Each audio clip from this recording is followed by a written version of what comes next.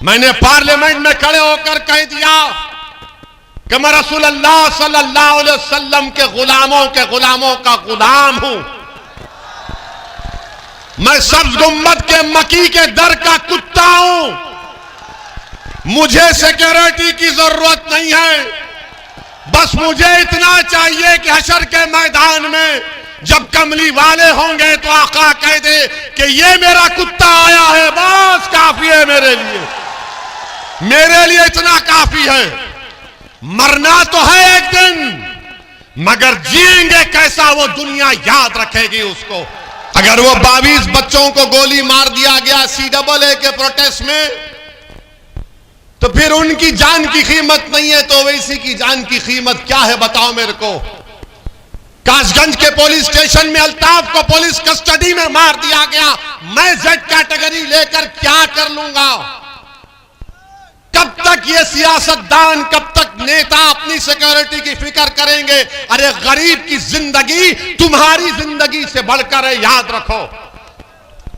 जो नेता ये सोचना शुरू कर देगा कि गरीब का सुरक्षा मिलना चाहिए, दलित को मिलना चाहिए, महिलाओं को मिलना चाहिए, अल्पसंख्यक समाज के मुसलमानों को मिलना चाहिए, तब देश मजबूत होगा। मगर क्या मामला ये है, हमको बोले Z ले लो। हमने कहा Z कैटेगरी नहीं चाहिए, A कैटेगरी का शहरी का स्टेटस हमको दे दो, बराबरी दे दो। मेरे अजीज दोस्तों और बुजुर्गों, मैं ये अपनी तारीफ या अपनी मकबूलियत के लिए नहीं कह रहा हूं, मैं पूरी ईमानदारी के साथ कह रहा हूं। अल्लाह मेरे दिल का हाल जानने वाला है, क्योंकि मरकर मुझे भी हिसाब देना है। मैं नहीं चाहता हूं सिक्योरिटी मुझे लाख। मेरे दोस्त, मेरे भाई अकबर ने कहा कि ले लो भाई। मैंने कहा जब तक दुनिया में जिंदा रहूंगा आजाद पंछी की तरह रहूंगा। मैं सोने के पिंजरे में बैठकर अपनी जिंदगी नहीं गुजार सकता। हां, जिस दिन अल्लाह ने तय किया कि किसी की गोली से तू इस दुनिया से जाएगा, तो मैं तो कहूंगा परवरदिगार, हक तो यह है कि हक अदा ना हो सका, क्योंकि इतनी मोहब्बत, इतना मौका खिदमत करने का। आप यकीन नहीं कर सकते कि संभल में हम गए थे, जलसा कर कर असर की नमाज का वक्त हुआ। मस्जिद का नाम याद नहीं आ रहा। मस्जिद में नमाज पढ़कर हम निकले। एक अपाहिज है, साइकिल पर है, हमसे हाथ मिलाया और कहा कि ओवैसी तेरे लिए 100 रुपये। मैंने कहा क्यों? उसने कहा मेरे पास यही दौलत है, तू रख ले। यकीन मानिए मैं जज्बाती हो गया, उस 100 रुपये को उठा के रखा हूं।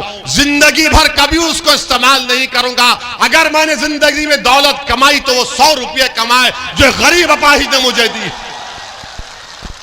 मेरे अजीज दोस्तों और बुजुर्गों, यही बात आपको बताना था। ये मंजलिस जब राजनीति सियासत करती है तो हमारे लिए कोई तिजारत नहीं है, कोई दौलत कमाने का जरिया नहीं है। मंजलिस जब से बनी और सुबह क़यामत तक जब तक रहेगी इंशाअल्लाह ताला हबीब करम के नबी करीम के सदक़े में, तो तिजारत या दौलत नहीं बल्कि गरीब मजलूम को उनका इंसाफ दिलाने के लिए, मुसलमानों को, दलितों को, पिछड़ा समाज को उनका हक दिलाने की लड़ाई लड़ते रहेंगे। इसीलिए हमसे दुश्मनी है। और ओवैसी पर उंगली उठाते बी टीम का, ओवैसी पर उंगली उठाते कि मेरे खड़े से बीजेपी को फायदा होता। अरे मेरे गाड़ी पर गोलियां चलती हैं, मेरी गाड़ी पर गोली चलती है, मुझको मारने की कोशिश की जाती है, और हमको ही निशाना क्यों बनाया जाता? क्योंकि ये जानते हैं कि ये वाहिद मर्द है जो जालिमों के खिलाफ खड़ रहा है, लड़ रहा है।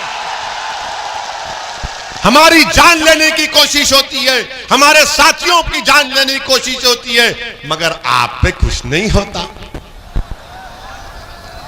आप तो दूध के धुले हुए हैं, आपको तो कोई पूछता नहीं है। और हमारे अतराफ ये पूरे शैताना लगे हुए हैं, कोई गोली मारो, कोई गर्दन काटो। मेरे अजीज दोस्तों और बुजुर्गों, ये बात समझाने के लिए कह रहा हूं।